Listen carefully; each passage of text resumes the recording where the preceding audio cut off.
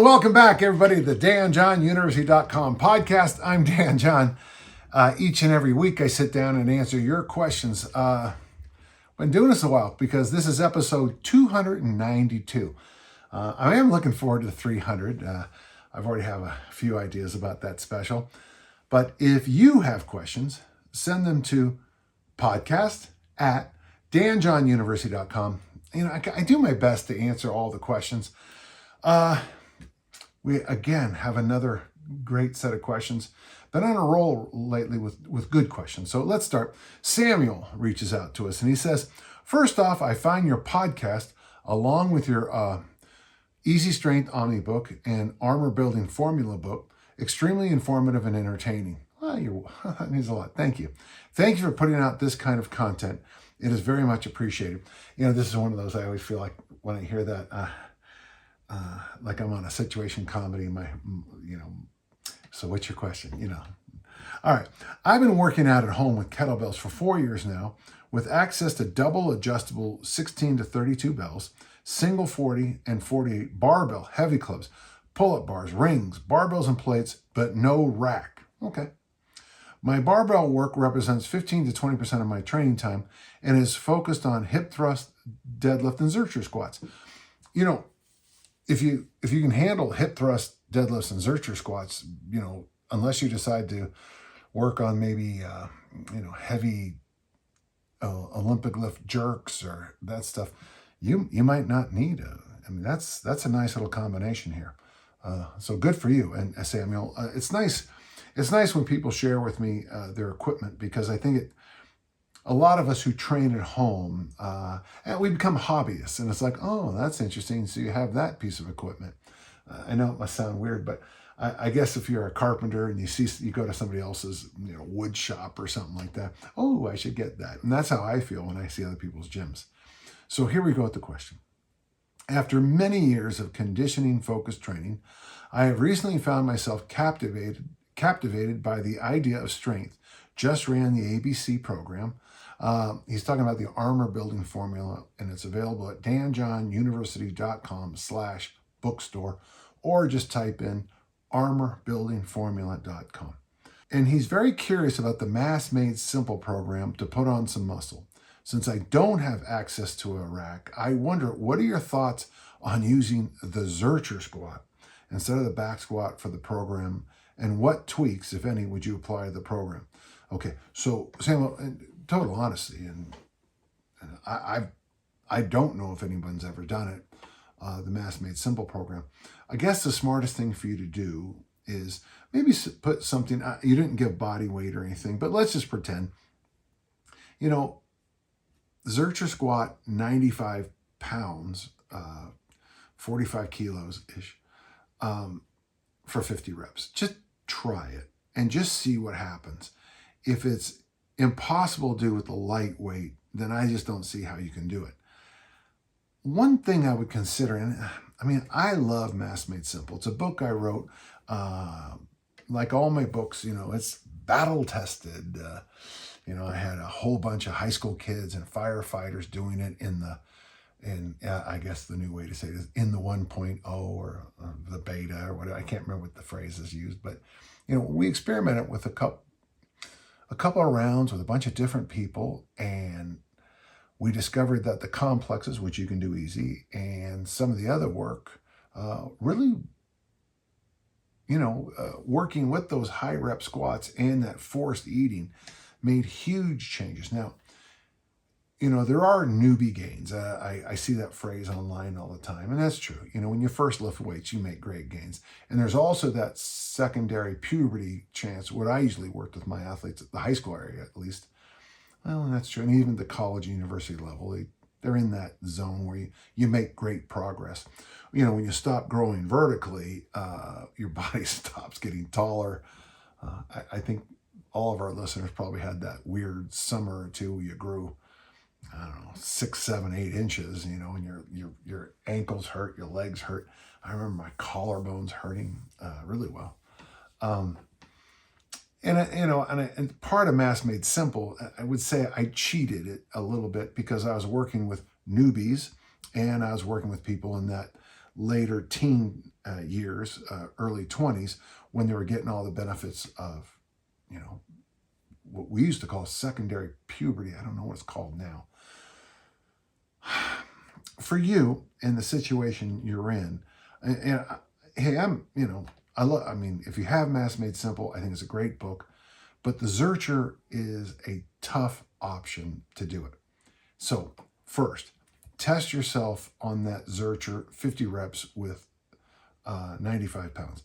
Now, if you get the 35 and you dump the bar forward and say, I could build up to this, well, maybe you can do it. But with the exercises you have, in the book Armor Building Formula, I have that whole barbell section. It is complexes and it's a lot of other work. But the Wednesdays in the later programs with the barbell include those open days where you might want to find that to be an idea. From what I'm seeing here, I'd love to see you. Just looking at the way you're doing your training with all the equipment you have, Samuel, you have lots of options. And now, okay, so I'm finished, and then asterisk. I guess after about, for sure 35, but maybe even as young as 25, those of you who go on pure mass building programs, it's just a warning, just be a little careful about, putting on a lot of weight that you might regret having later on. Now, I'm the poster boy for bulkorexia, which is a phrase I love. I always like to be the biggest, strongest, fastest guy in the room when I was, coming up. But now I want to be a grandpa, a good grandpa, and I want to be around a lot longer. And I have no regrets. I love my discus career, my Highland Games. I played so many sports so late in my life, and I still Olympic lift. But if you put on fat on a bulking program, which happens, folks, and I get it. You can go all over online, and 100,000 people tell you, I can get you to increase your lean body mass by, 40 pounds and no fat. It's really hard to do that. So first, try the experiment with the Zercher squats. Second, look at the barbell program and the Armor Building Formula. And then third, maybe we need to do a follow-up question if you looked at those two and you don't like either, okay? There's an additional option. If you come drive to my house, I just put in a new rack, and my old racks are on the side of my house. I prefer you call me before you take them, or you can just come by late in the night and steal them. Racks are relatively inexpensive. I was talking to Brian Gwaltney today, and we get all these questions about, all I have is a single kettlebell. What should I do? Because I want to do a double kettlebell program. And Brian's point was, in this day and age, especially after the lockdowns, a lot of kettlebells are for sale. Spend $50 and get another one. I can't look into your pocketbook, but I would say if you can invest in a set of racks, I like the freestanding racks the best. Oddly, I right now don't. Now I have one of those real structured ones, a real step up. But just thinking along those lines. Maybe it's time to buy a rack and try the program. My biggest problem with doing Mass Made Simple at home is the bench press, because you train by yourself. And I'm not going to add another edition of Mass Made Simple, but for you home trainers, I sure would prefer you do one-arm bench presses with either kettlebells or dumbbells or however you're working out. A good question and a fun start to this week's podcast. Thank you. Okay, our second question is from Matt. And Matt asks a question that, oddly, I was literally dealing with it this week.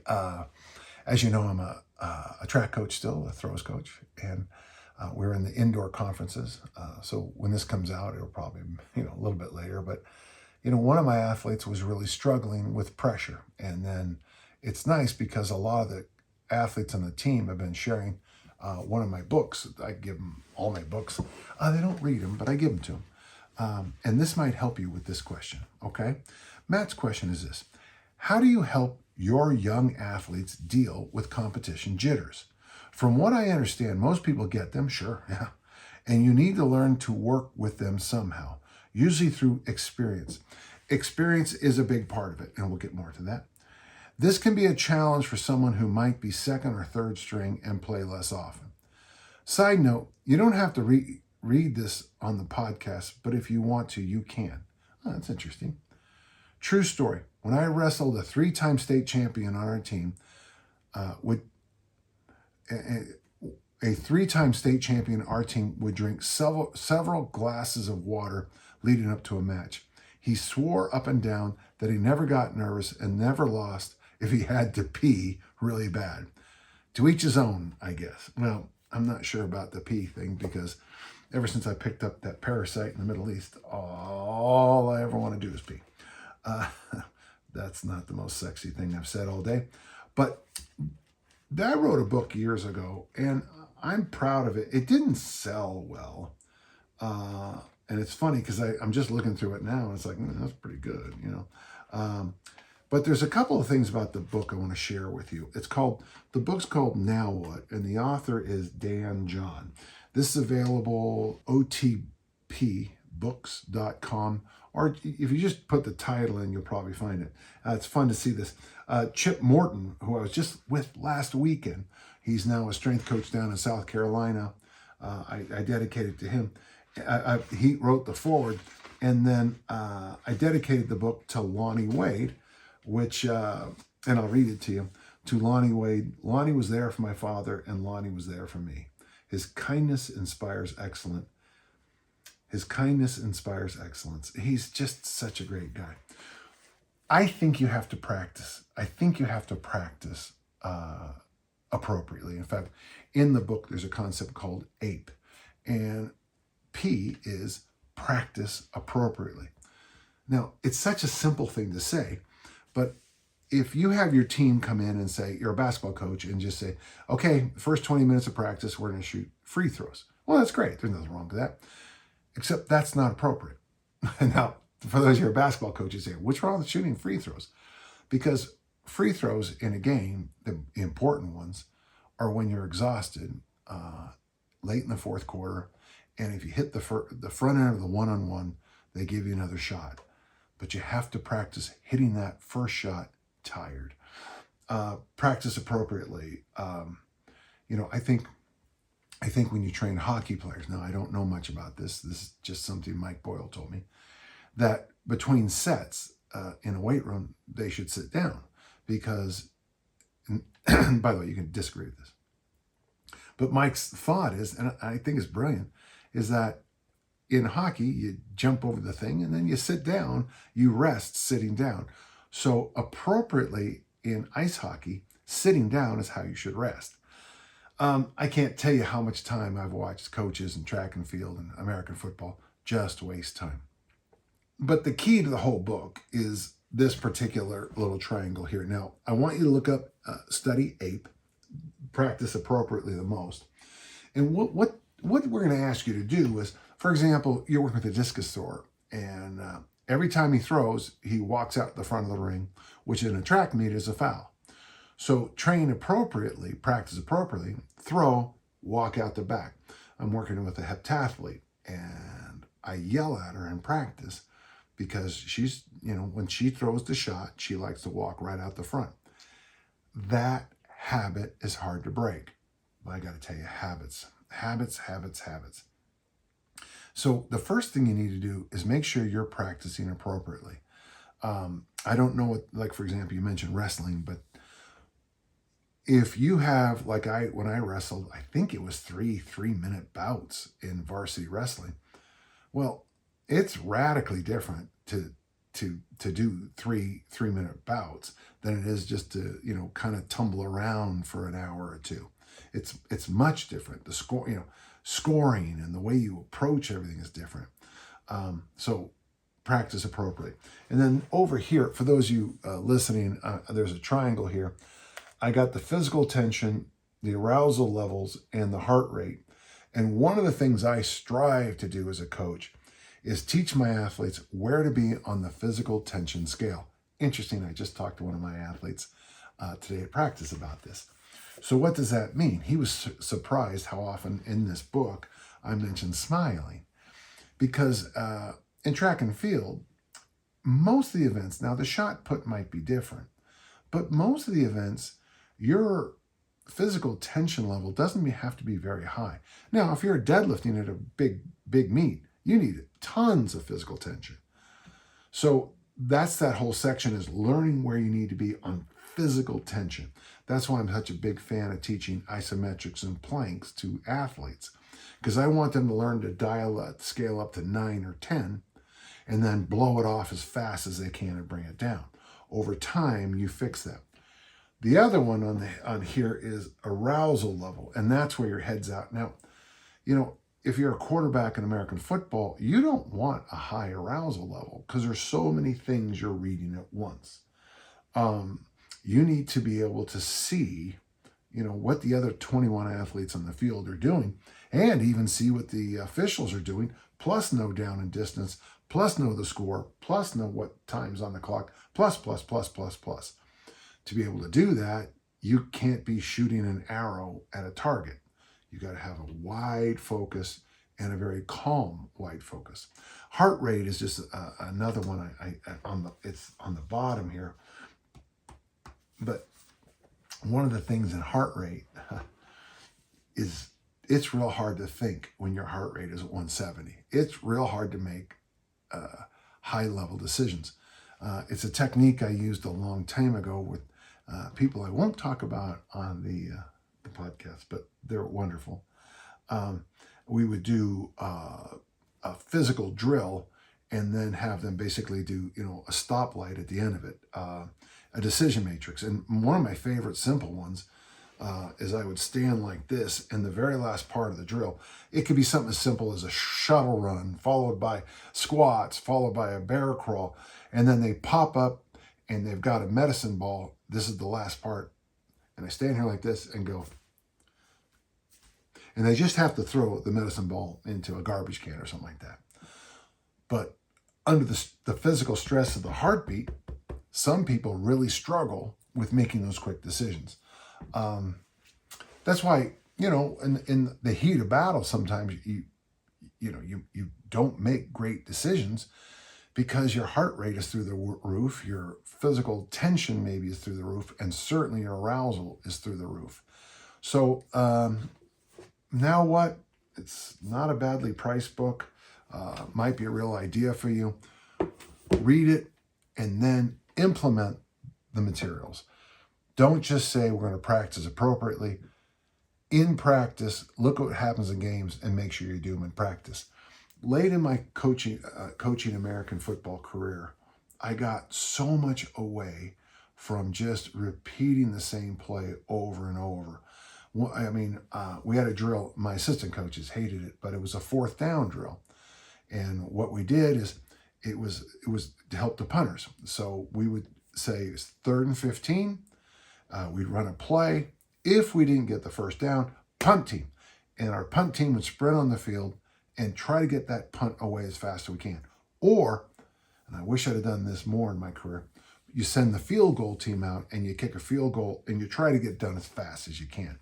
So your goal for the field goal team is running that whole team off and getting the kickoff in 11 seconds. You got to practice that. So for me, just having the kicker kick endless balls through the uprights is great, but it isn't practicing appropriately. Having the kicker sprint onto the field, he can't go through his little, yoga routine or, his dance that they always do. He's got to line up and he's got to make the kick because we only have 11 seconds.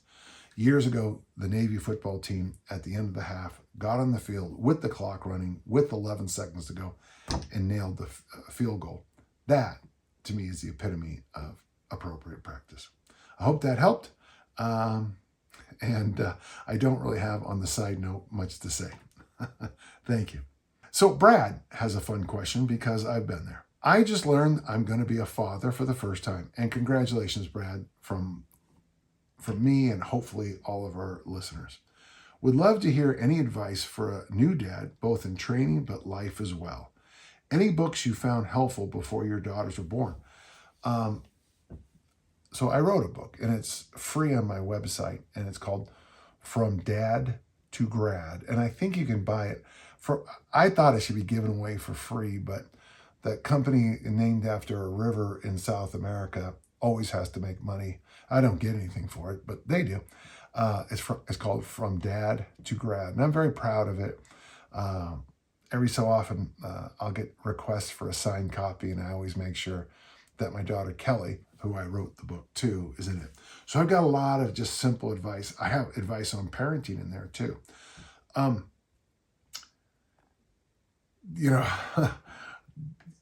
lot of parenting is the Hitchhiker's Guide to the Galaxy. There's 2 rules, I think in the first book. The first one is always bring a towel, but the second one is don't panic.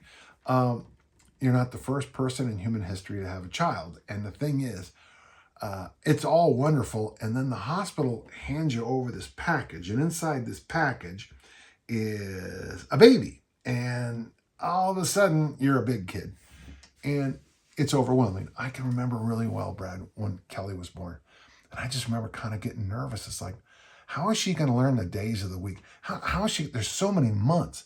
How about the alphabet? And I think a lot of our listeners probably have spiraled when they had kids. It's like, how are you going to get through it? You got time, you got community, you got the tribe. Don't worry, you're fine. My daughter Kelly knows the days of the weeks, and she knows the months of the year. Of course, she's 35. If I was to give you one piece of advice, I would, it sounds weird, but I would almost instantly start up on a menu, what you're going to eat for breakfast and what you're going to eat for dinner, and start shopping to that menu. I would pick 5, 7 repeatable meals, week in, week out, same ingredients. I used to have this situation where I had the George Foreman grill and a crock pot, and I would alternate meals with that. So if I was I used to make this really good oatmeal with protein powder and vanilla. It smelled like oatmeal cookies, but there was no sugar in it at all. There was a lot of vanilla protein in it, and vanilla and all kinds of things, chia seeds and stuff. It was healthy. And if I had a crock pot breakfast like that, I would do a George Foreman grill dinner. And then the next day, I would, that night I would clean both of those. The next day, I maybe would make, bacon on the George Foreman and eggs on the scrambled eggs.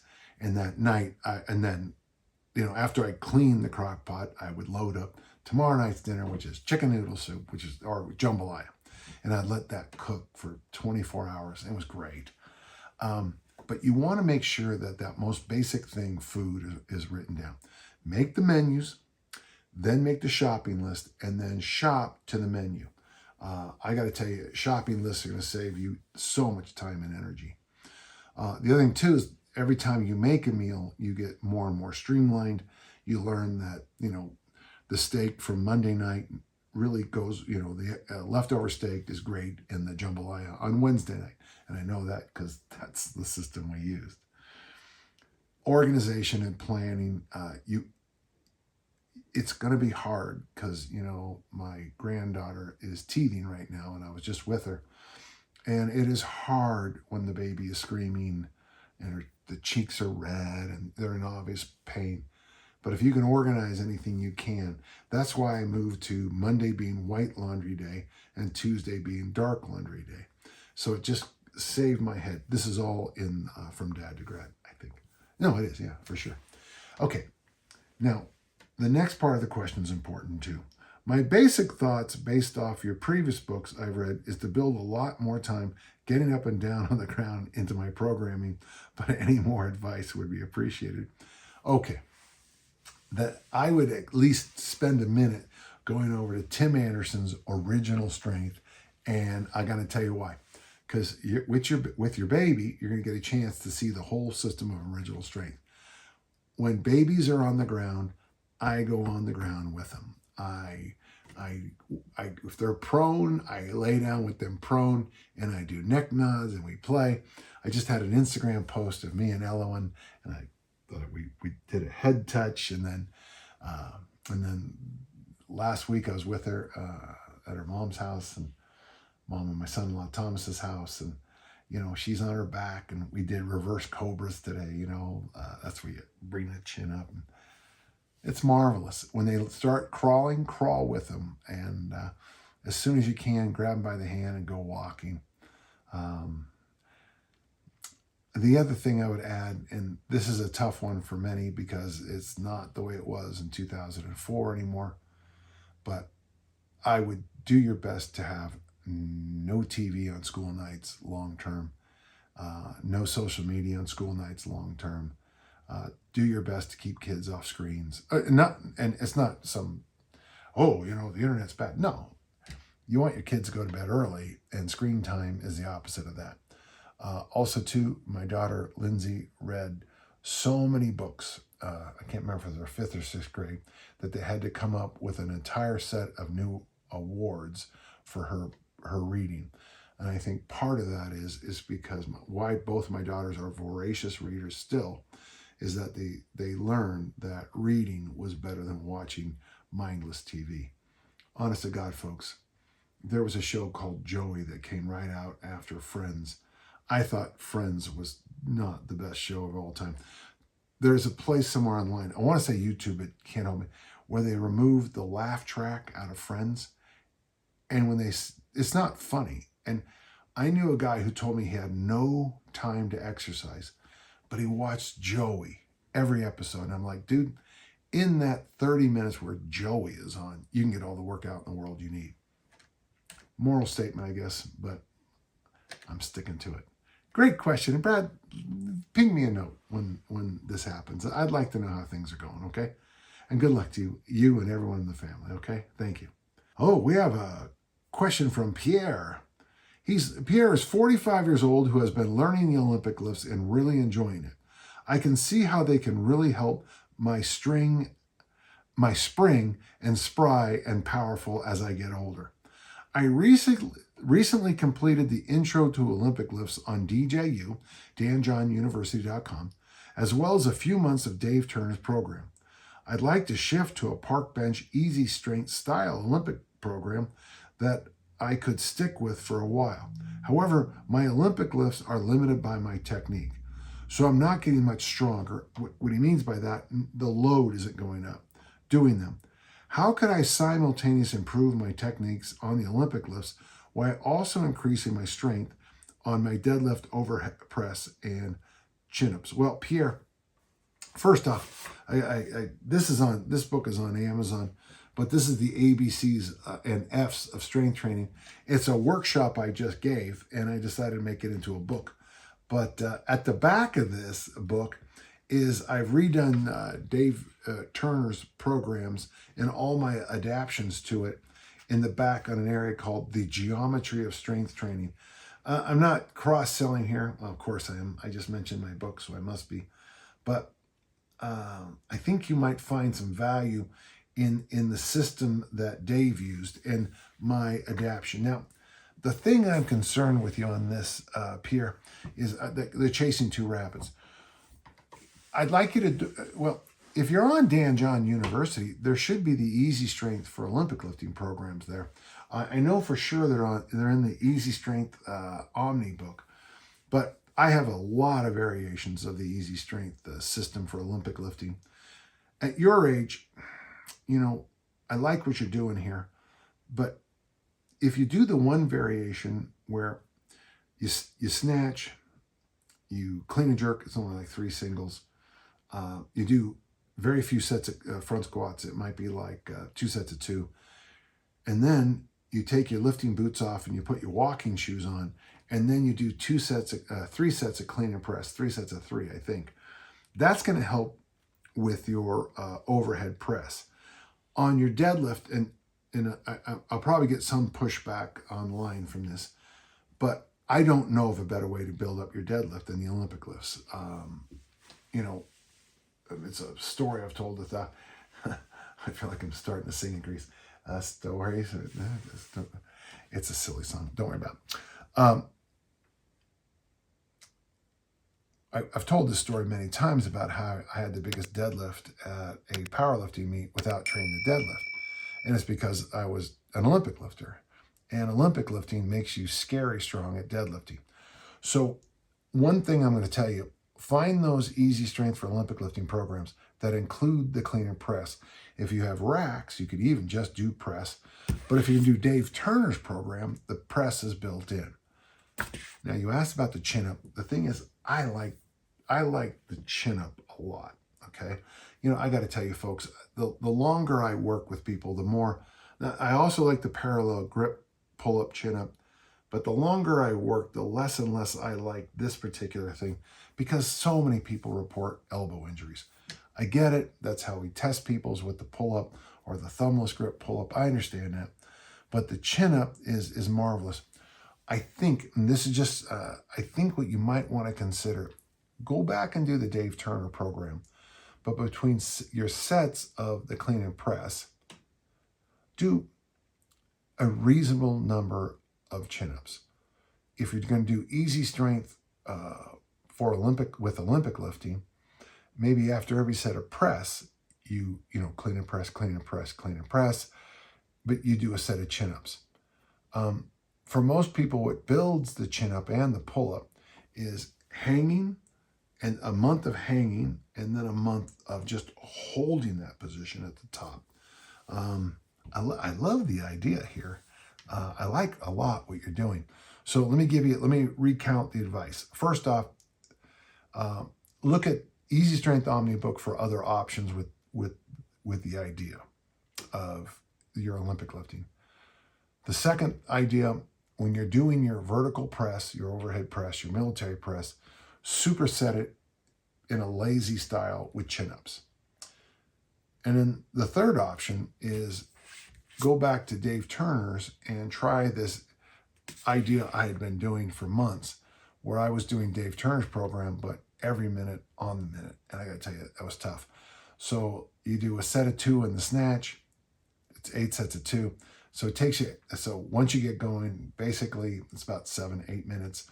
You finish your 8 sets of 2. You slap weights on, and you do 8 singles in the clean and jerk. Then you walk over. For me, it was easy because I already had the bar set, but you do front squats, 5 sets of 2. And then you peel off some of that plate. You do the military press, 5 sets of 3. Of course, there's some other variations in our time at the Hercules Barbell Club, but that was 26 sets, and I tried to get it done in 26 minutes, or however it works out math-wise. 25 actually. Well, 25 and 20 seconds or something like that. It's a marvelous conditioning program. I did it for a long time. I kind of probably went too many weeks doing it because I noticed I was starting to get stale. And when you get stale in the Olympic lifts, your joints bark a little bit. I get sloppy. And so I would say maybe 6 to 8 weeks of the Dave Turner program or any of the other options I told you, and then slide into a bit of a more traditional bodybuilding program.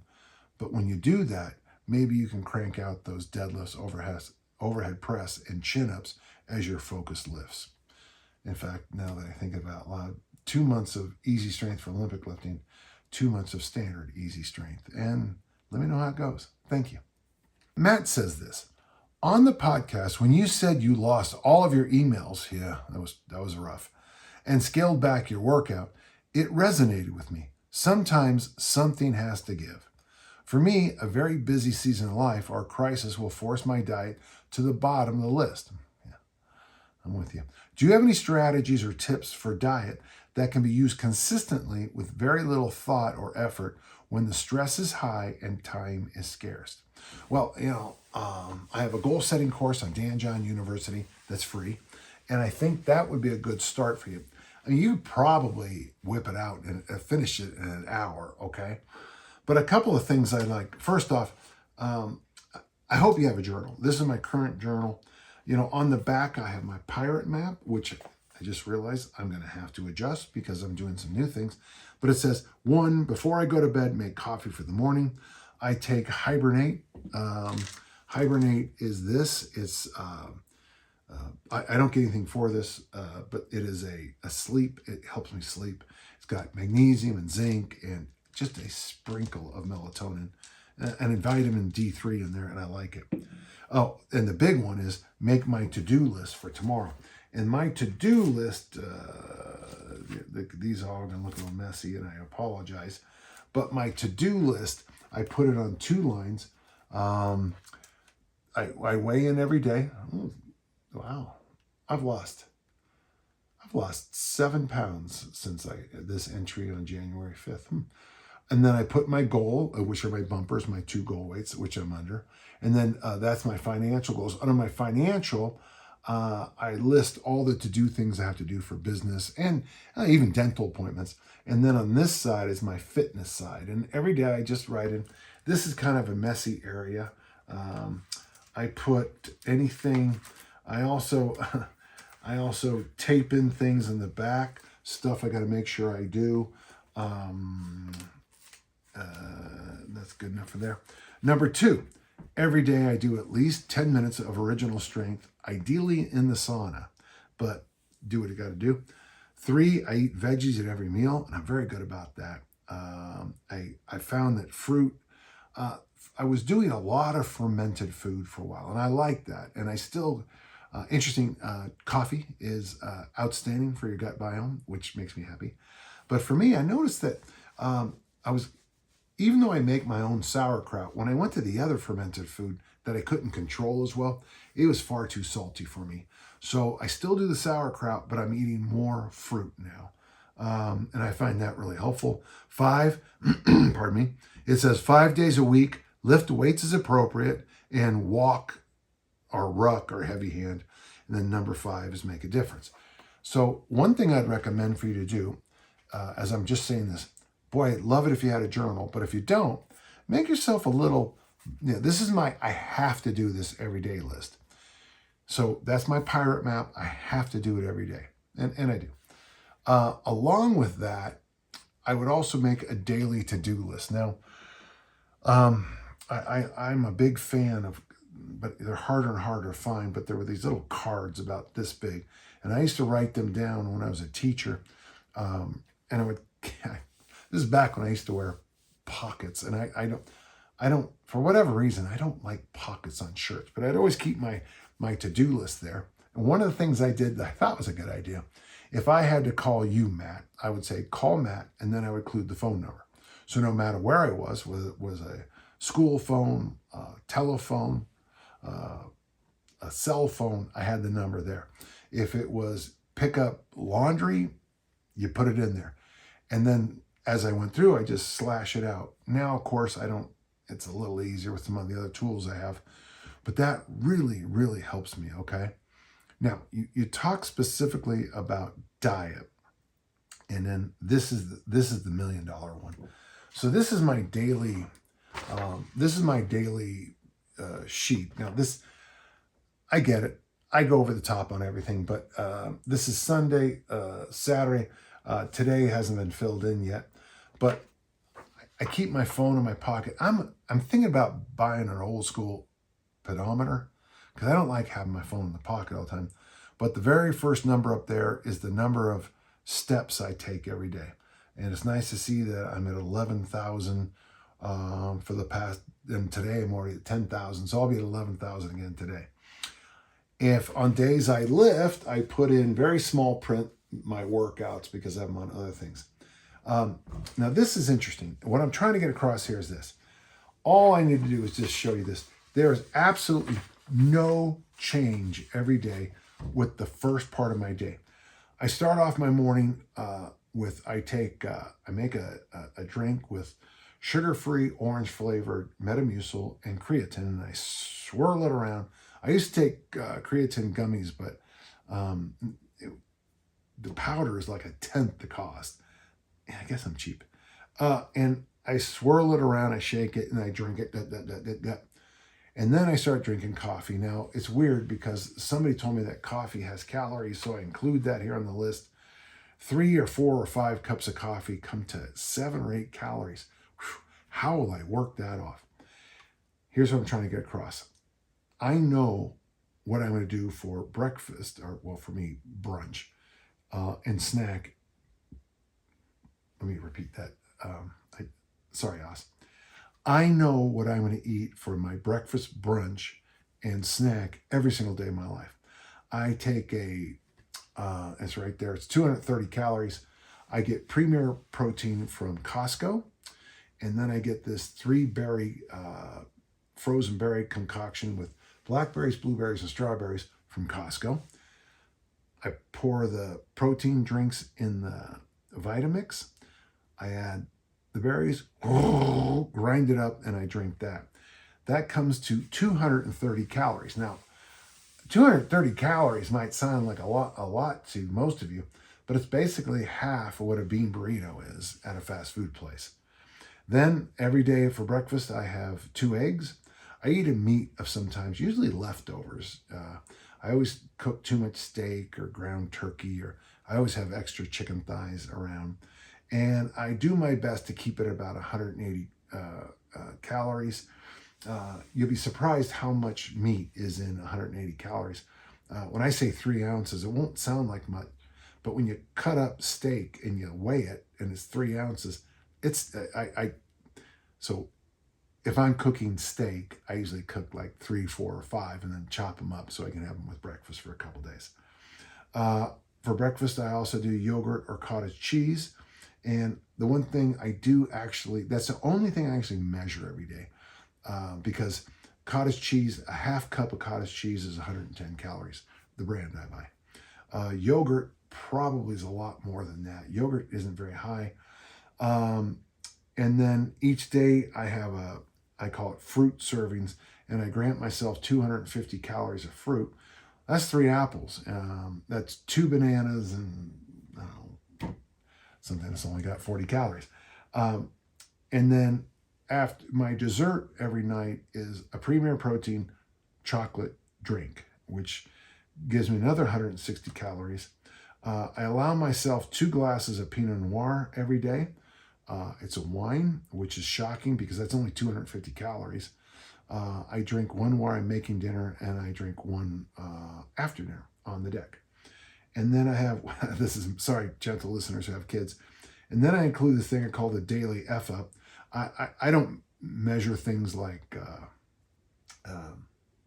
butter or olive oil and if I should only be eating 5 pieces of chunks of steak and I eat 6. I'm not that worried to put it in there. And then all that food, everything I just said, comes to 1,827 calories.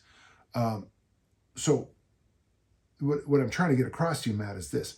If you have a standard thing you drink first thing in the morning, coffee, for me, coffee, and then that Metamucil creatine combination. Okay. With my brunch, it's the smoothie, the meat, the eggs, the cottage cheese, yogurt. By the way, I throw veggies in all the time too. And then I have that little fruit snack in the middle of the afternoon just to keep me going. After dinner, I have that chocolate shake. All I need to do then is whatever I have for dinner, just be reasonable. Interesting thing, if you go out and you order the 14-ounce steak, and it's a nice place downtown, I'm not going to give any credit, and it comes with broccoli and a potato, it's less calories than what anybody else is eating at the table at a meal. So for those of, and by the way, here in the home, we're big into chicken thighs, we're big into ground turkey meals. I eat bowls 2 or 3 nights a week. A bowl is this. You put arugula on the bottom, broccoli slaw, you just buy it at the store. It's broccoli chopped up very thin with carrots chopped up, and I'm sure there's other stuff in it. Beans, if you like them. Any vegetables you have around, you just throw them in a bowl. If you like beans, pinto beans, black beans, whatever, and then the meat, and then you could either drizzle it with sweet chili sauce, I think it's what it's called, or a salad dressing, and you stir it up. Really fast, easy meal to make. You don't have to stress at all, and the calories are weirdly low. So that's how I do it. When your stress is high and your time is low, making sure that, and it's just repeatable. It's just like every night when I go to bed, I do the same things, I mean, I have a set pattern every day. So when I wake up in the morning, I have the set pattern of things. So you don't even think about it after a while. It's just what you do. And like I said, and I could easily bring that down to 1,300 calories or 1,200 calories before dinner. Of course, I don't know why I would. But if you have that breakfast and lunch, that brunch, snack, all just kind of wired in, you should always have apples or pears or whatever the fruit that you like best. Always have them around. It's the first thing you see. It's easy. And then the second thing, of course, is if you can have your own home gym, you can just get so much work done, man. I have my own home gym. Today, Mike Brown and I, he was worried at the time, and I said, don't worry, we're in a great place. I mix, right now I'm mixing bodybuilding movements with original strength every round. And, in a half hour, we got 4 exercises in with a lot of sets in because we have to really warm up for some of the exercises. And then just this nice little half-hour walk. I'm at 10 or 11,000 steps already today because of the walks and coaching. It's real easy if everything is built in. I don't want to go too long on this, but I just want to finish up with this little thing. I learned making things built in from my high school coach, Ray Young. I can outline literally everything we did. My junior year, we had a simple program, but he made it even simpler my senior year. We went back to the old-fashioned T formation with a tight end and a split end. And right was where the split end went right. Left is when the split end went left. Can you remember that? I actually use this throughout my program. Our holes in the offensive line were 1, 2, 3, 4, 5. That was the center. 6, 7, 8, 9. The quarterback was 1. The right halfback was 2. The fullback was 3. And the left halfback was 4. So a 23 dive, we would say left, 23 dive. The right halfback would get the ball and run up the 3-hole. Now, we all had jobs to do. But the other thing I thought was brilliant, since that play was odd, 23, we went on 1. If it was even, we went on 2, 46 blast. My junior year, we ran out of the I formation. If we ran out of the I, it was on down, and then everyone would shift into place. Everything was built in with this coaching style so that he could yell left, 47, and we all knew what to do. Not only didn't know where to line up, but we knew who was getting the ball and what the count was. 7 is an odd number, down, whatever it was, down, set, go, or whatever it was. So the more you build in, have things built in, I tell people this all the time, have your shoes in front of the door if you're going to go for a walk. So you have to go, to put your shoes on, you have to go down the stairs and they're in front of the door, keep going. Put a kettlebell in your way. If you're going to do recovery tools, leave them on your bed, so you can't miss things. Build things in. Thank you. Fun question. I know I went on too long, but I really enjoyed it, so thank you. Don asks us a question, and he's 61, a young man, and in need of hypertrophy. I have completed the armor building formula, again, available at danjohnuniversity.com/bookstore or armorbuildingformula.com. Up through program 3. I loved exploring the barbell clean and press, as I had never done any training with a barbell clean and press. Gentle listeners, this program works. Don, thank you. That's awesome. Holy cow, does it work? It's not complex. Just do exactly what it says. Don, if people would just do my programs exactly as I write them, I wouldn't have anything to do all day. And I love the idea. Folks, buy the Armor Building Formula book and just do it. Should be a motto for somebody. Just do it. What do I say? Thank you, Don. Much appreciated. Since I love this program so much, how can I keep going with this until I start program 4? I think it would be pretty cool to clean and press 100 pounds for a set of 8. 100 pounds, 50 kilos, 45 kilos, 50 kilos. Clean and press for a set of 8. Clean and press, clean and press, clean and press, clean and press. That will get that ticker pumping, I tell you that's good. But I'm already at 50% body weight on the last set. Finished ABF at 80 pounds, tough set, but solid on each rep. So prudence may be called for. She was unavailable, so my question goes to you. Oh, I gotta tell you. First off, I can't thank you enough, Don, for doing the program as written. Thanks for sharing your numbers with us, because 80 pounds is 80 pounds for 5 sets of 8 in the clean and press is exhausting, and good for you. Getting up to 100 pounds would be a nice lift. And honestly, and I got to be careful when I say this, because it's not going to be a popular opinion, but most of my listeners probably do much better with one of those old 50 kilo, 110 pound barbell sets from Montgomery Ward's or Sears. They were great, and it's most of the load most of us will ever need.